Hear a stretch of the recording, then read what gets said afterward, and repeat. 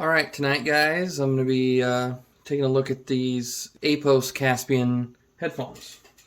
These were sent to me by Apos to check out. I don't get to keep them or anything, I just get to try them out and I got to send them back. If you're into audio and especially headphone audio, go check out Apos' website. They got a lot of stuff. They do like price match guarantee, 45-day return policy. And they even have a live chat on there where if you have questions about certain products or different things, you can always chat with someone to help you out. I've had these about a month now. I have to say I've actually enjoyed them quite a bit. But first we're going to go over, just kind of start with the usual. They come in this box. Of course, they come in a box. It's pretty cool. They got a nice little, I don't know if you can see it in there, let me just get these out of the way for a second.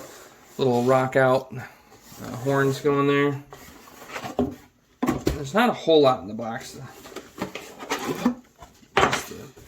Come with this nice big case, nice big leather case, handle on top. Keep them in, store them in, shoulder strap even. It's almost like a camera bag. Don't eat those. Little pouch up top here, very nice. You can bring some stuff. You can put some adapters in here you need to bring along, or if you have some sort of digital media player or a phone you play music off of, you could store it all right in here with the headphones. Very nice. The only other thing that would have been in here with all this is the cable, but I already have those attached to the phone. Get all this put back. Even if you don't need the case for the headphones, you could definitely use it for other things, like I said, like a camera or other small things you'd want to protect while you're traveling. Get that kind of just out of the way a little bit. Here's the headphones themselves, very nice.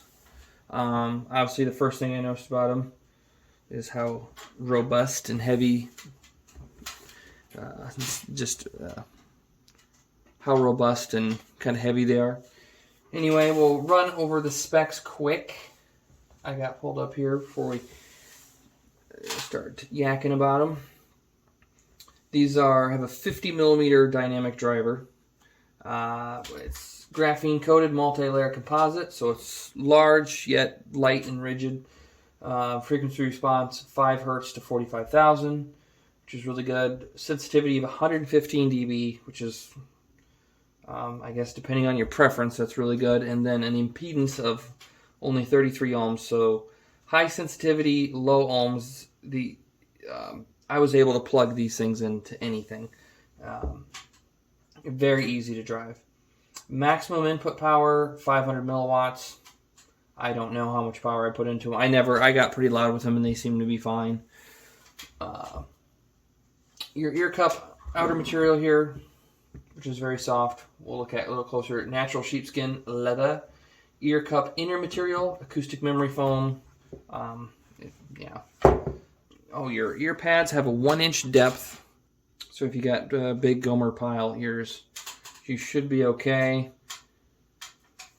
The external pad dimensions are 4.5 tall by 3.4 inches wide, or 115 millimeters tall by 88 wide.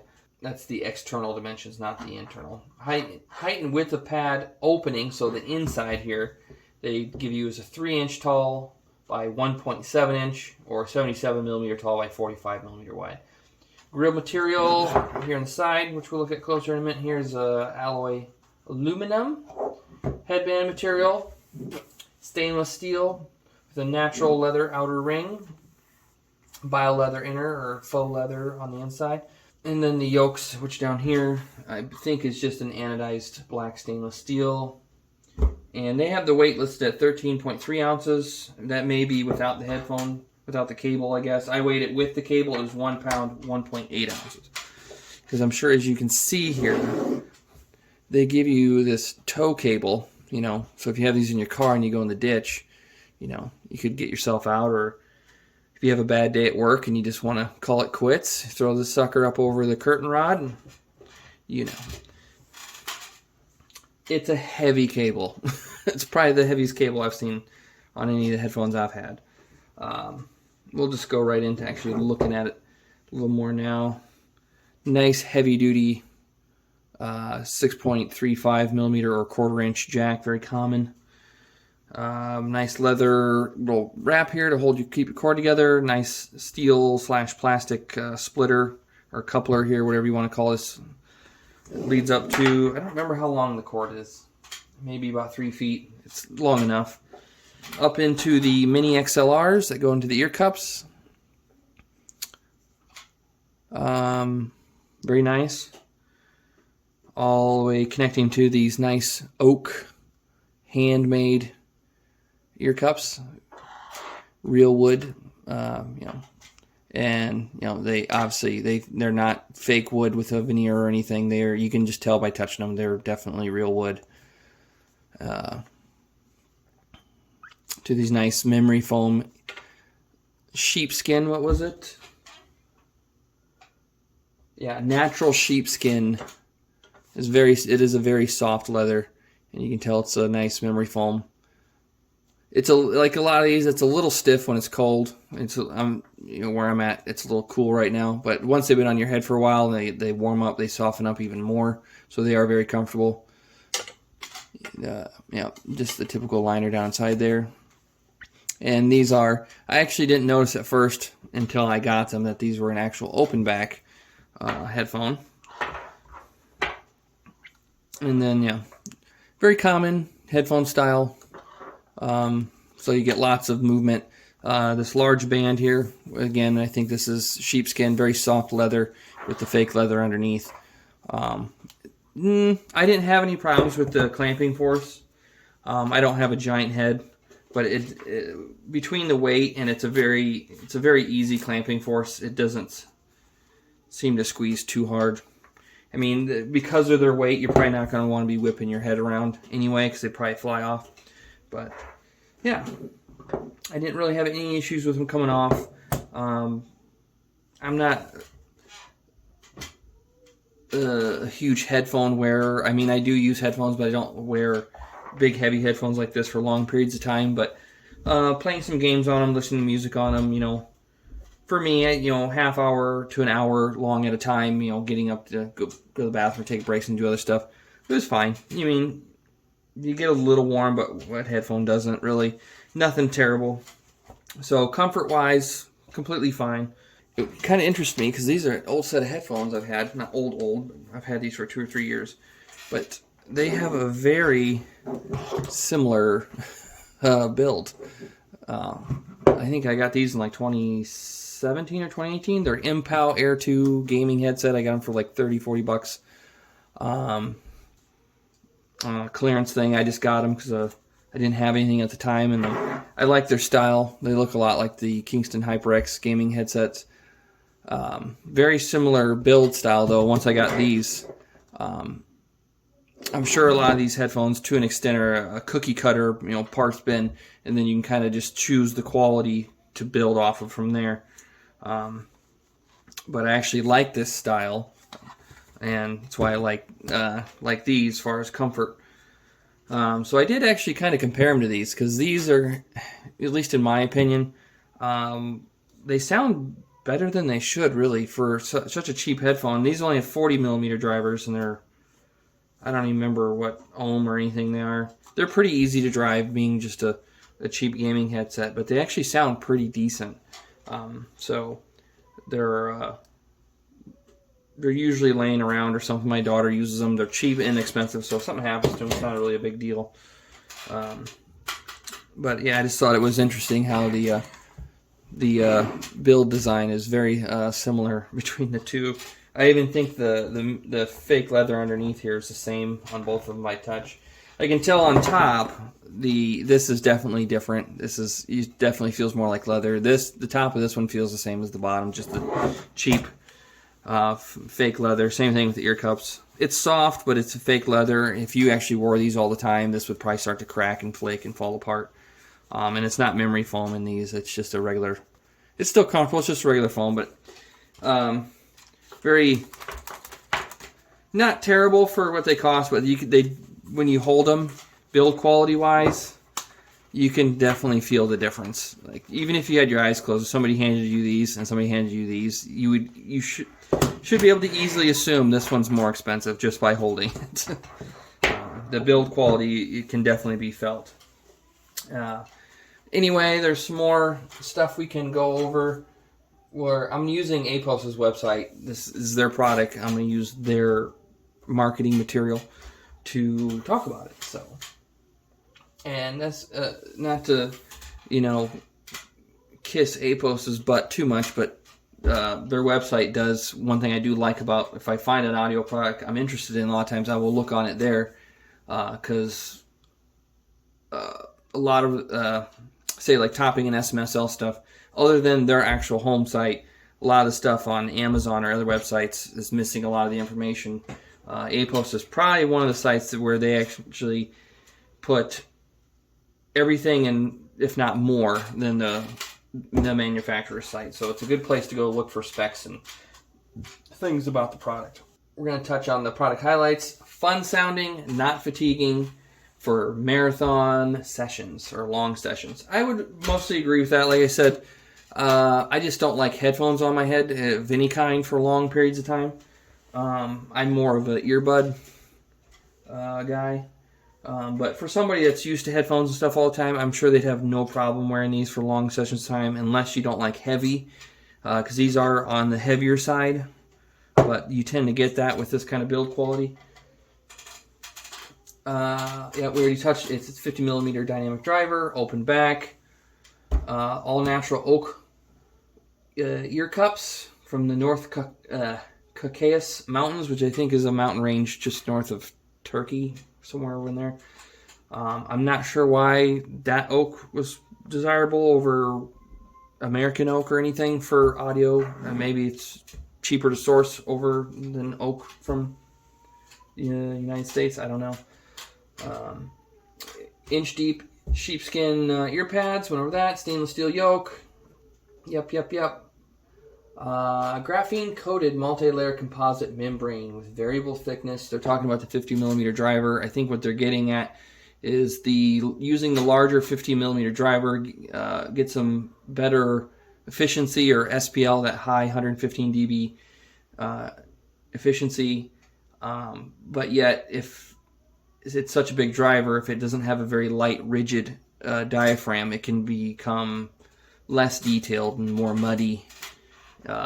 So using a large driver to get, say, more bass and more SPL, you also have to accommodate for the large mass. So if you want it to be big and fast, you got to have a light and rigid diaphragm. And then for the voice coil of the driver, it's just saying CCAW coil, which is aluminum core coated with the oxygen-free wire. That's the voice coil of the driver, which is just the CCAW is just a fancy way of saying it's copper-clad, or CCA, copper-clad aluminum voice coil, which I know when people hear about that for speaker wire, they screech and run away from CCA speaker wire.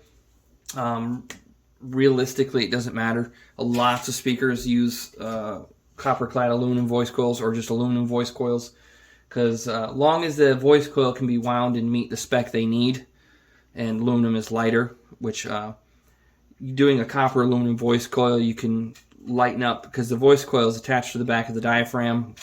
Using CCA, it's kind of a hybrid between a lighter, basically like a lighter copper, so allows that diaphragm to be quicker and more responsive. But just because it's aluminum, and aluminum has slightly worse electrical properties than copper, it still can be used as long as they can wind it and get the inductance or whatever they need out of the voice coil and still have it fit and do everything it needs to do. As long as it meets the spec they need it to do, it doesn't really matter whether it's made out of aluminum or copper. And then it says there's internal LITS wiring. But there is a whole bunch of stuff. I don't know if there's anything else I wanted to touch on. Yes, the sound. It'll tie back into that first thing. It says we designed the Caspian to make you smile, not to be used as a microscope for analyzing every last detail. I do agree with that. I can't say these are the most just analytical, detailed headset. Even in my notes over here, I just put nice sound quality or easy sound quality. They don't. Yeah, it just, that kind of sums it up. They're just easy to listen to. These aren't obviously what you're going to be using to hear every last tiny little detail. They're relaxed, you know. You pop these on, you can turn them up pretty loud, and they don't really shout at you. The bass isn't overpowering. The treble isn't overpowering. The treble is just enough. The detail is there, but it, you know, it's not crazy. You know, no sibilance or too much sparkle or any of that audiophile words. And then the bass, not super bassy, just enough bass where it's present, it's clean, and you know, a bit warm, but nothing super punchy or muddy. So overall, I'd say the sound signature is just easy to listen to. Pretty well, I would say a very mild sound signature. We went over the 50 millimeter, I guess they're Kinerton dynamic drivers, if that means it matters to you. The wire connections are a mini XLR. I'm sure some of you've noticed with this little push lock here.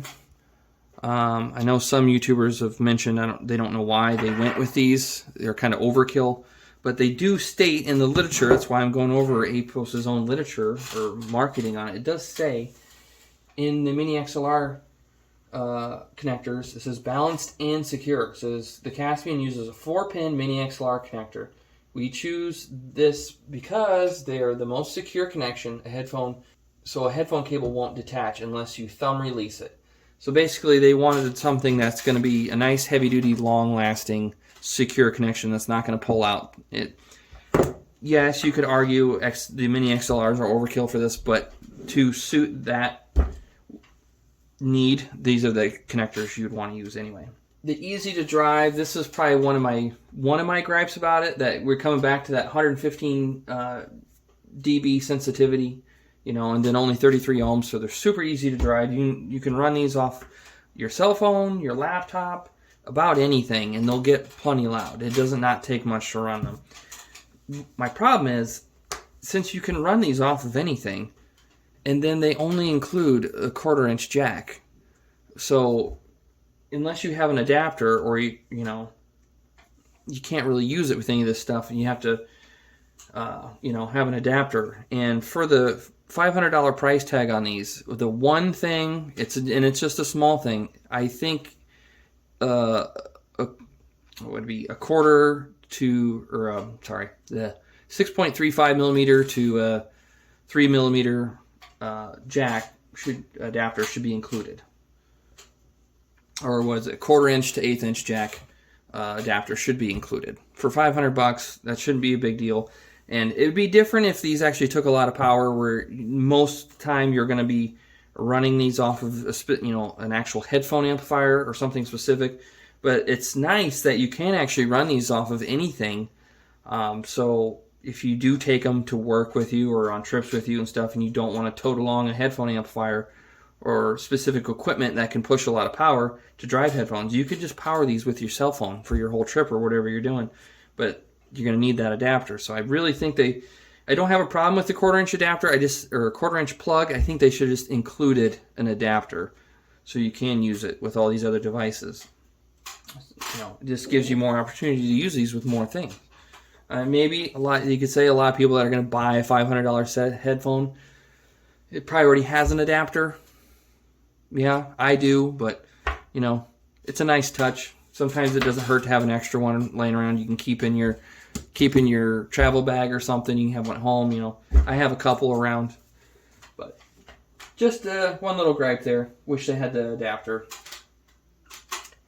Hand-stitched sheepskin ear pads. We went over that. Very soft, very lush, very leathery, very soft, leathery feeling. Handmade oak ear cups. Went over that. The only thing I don't like about this is when they were going over this, the whole Caucasus. I can't say it. It's a tongue twister for me. Caucasus. Oak sourced from the foothills of the Caucasus Mountains. This is starting to sound a little pretentious, Apos. And to build and sell a nice headphone like this, you don't need to get the pretentious, eagle tears, whatever, copper from the red mountains of Japan. nonsense in there. No offense, I would have just said handmade natural oak ear cups is what I would have went with. Some people, I guess maybe some people like to spend a lot of money on stuff. They want to be wooed by fancy, fancy pretentious words like that, or marketing. But I don't think it's necessary. These are just nice headphones. You don't need to go there. The renewable materials. That just means it's made out of wood, leather, and steel. All things that are, renewable. Symmetry between the ear cups is all important when it comes to acoustical and visual balance. So we hand mill each set of ear cups symmetrically from a single piece of wood rather than hand match them after the fact. So that's definitely probably maybe adding into the price tag of these. If that's important to you, great. For a lot of other people, they probably don't care whether it's the two ear cups came from the same piece of wood. All they care about is that they're both wood and they're machined the same. But nice little touch there. Again, getting a little pretentious. Maybe people that spend this kind of money expect these sort of things. And then the headband. Again, I had no issue with it. Clamping force is fine. Didn't hurt my head. The foam up here is plenty soft. Feels great. Yeah. And it says for the headband, it says they worked with the factory that also produces headbands for Bear Dynamics to create a lightweight yet resilient one of our own. And I would say they did that. It's light, resilient, good clamping force, comfortable. Excellent. So that mostly touches up on this other stuff. The rest of my notes, what I tested them with, I listened to a bunch of Eagles, ELO, Jackson Browne, and Boston. For some reason, I was really liking classic rock on these. And then just to change it up, I listened to Avril Lavigne's new album, which Travis Barker from Blink-182 did all the drumming for. And he did some really good drumming on Avril's new album, and I wanted to use that to really test out the bass on these. And I would agree what they tried to achieve with the bass on these. It's good, clean bass. It's not muddy or punchy or anything, and it's not too much. But they do. On another note, they do respond to EQing. I use, EQ APO. You can kind of adjust them a little bit to your liking. They did respond well to EQing. For some songs that lack a little low end, I was able to pull up the low end a little bit, a couple dB, without them really getting too messy or muddy or screwing up the mid range or anything. If you pulled it up enough, then it will, but I think that would happen on about any headphone if you crank the bass up too much. So yeah, and some of the tracks I pulled up the bass a little bit, but on the Avril Lavigne with Travis's amazing drumming, it was just the right amount of bass, clean, and it's fast drumming. That's the other thing, because they talk about they want these 50 millimeter drivers to produce fast, clean bass, and I would say they did. That album exercised that well. And then on my pros, things I like about them, and this ties into the price at $500. It's anymore after reviewing and in years of having a lot of audio stuff, it's hard to tie fidelity to price, because there's a lot of stuff that's cheaper that does sound really good. And, like these actually sound really pretty good. To me, they sound better than anything I would expect at $30 or $40. But outside of that, the rest of them is just so plasticky. And some people don't really care. They're just, if you use those a lot, they might not last. They don't feel premium. They feel like a Chinese plastic headphone.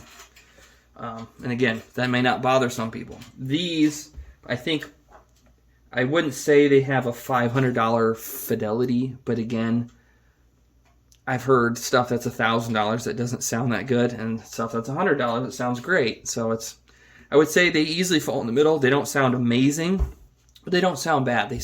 Most people enjoy these just fine. I would actually they remind me of the Sundara, the Hi-Fi Man Sundaras. I would place those a little above these for clarity and detail, I guess. But I don't think the fidelity is not all you're paying for with these. Clearly, with the materials and the build structure, you're paying for, all this, the wood, the metal, the sheepskin leather ear pads, really nice, steel mini XLRs, a headphone cable you could tow a truck with, there's a lot of other premium materials involved here, so that is definitely going to be part of the price. So I guess if you're just looking for straight up sound quality at $500, maybe these wouldn't be right for you. But if you're looking for an all around headphone set that sounds great and is built really well, they feel and look very well made. Pretty impressive for Apos's, as far as I know, their first headphone. Again, I can't legitimize the price because everybody has their own preference. For me, I'm not super into the high quality, all these fancy materials and wood from another country and all this other stuff. But this is too cheap for me, and this is a little too rich for me. I'm fine with something more in between. Probably like Sennheiser. But yeah, if this kind of build quality interests you, you like the finer materials and the attention to detail build quality, you would probably like these. If you like holding things that feel like they're made well, you would like these. And if you like listening to classic rock, I found classic rock and even just New York jazz and stuff like that on them was great. Warm, soothing, very easy to listen to. So, I don't know if Apos is planning on other headphones, but I like this style so much. I almost think they should take this style and tone it down to get maybe down to like a $200 or $150. Maybe keep the same headband, but get rid of the real wood ear cups. Maybe go to some sort of molded plastic that it looks the same, but offer it in different colors. Keep the grill, but if you had to, you could switch the grill to plastic. Basically, bring it down to like Sennheiser materials, a little more plastic metal mix. But maybe keep the same drivers and try to keep the same tuning. Switch the mini XLR plugs out for more common run-of-the-mill plug. I don't know, your regular 1/8" plugs or whatever. There's a few to pick from that are cheaper. But basically make this headphone like a Caspian Lite or something, like a more affordable version. This is almost like a premium version, the LT model or whatever you want to say. Maybe take this foundation and make a more affordable version of it, and maybe even try to tune it the same. Because I think a lot of people would like these. They just don't want to they don't want to pay extra for all these fancy materials. So if there was a version of these that was a little bit more affordable, but very similar, that would be great. So I think that's it. Any questions or comments, put them down below. If I missed anything, I don't know. I don't script things like other YouTubers. I don't monetize. I don't do really ads. I don't get paid. Apos doesn't pay me. Nobody pays me. I make no money off this. I just do this on my free time for fun. And I pretty much want to keep it that way. I don't want this to be any kind of source of income or job. Yeah, I think I touched on enough. If you have any questions about them, post down below. I'll let you know what I think or if I can help you. All right, thanks for watching, guys. See you later.